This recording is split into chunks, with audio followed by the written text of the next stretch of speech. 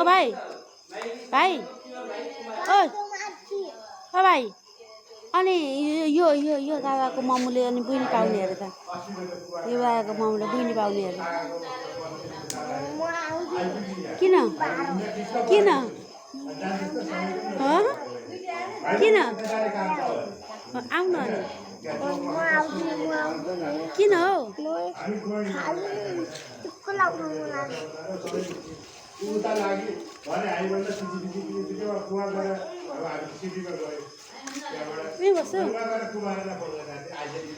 तिम्रो नाम के हो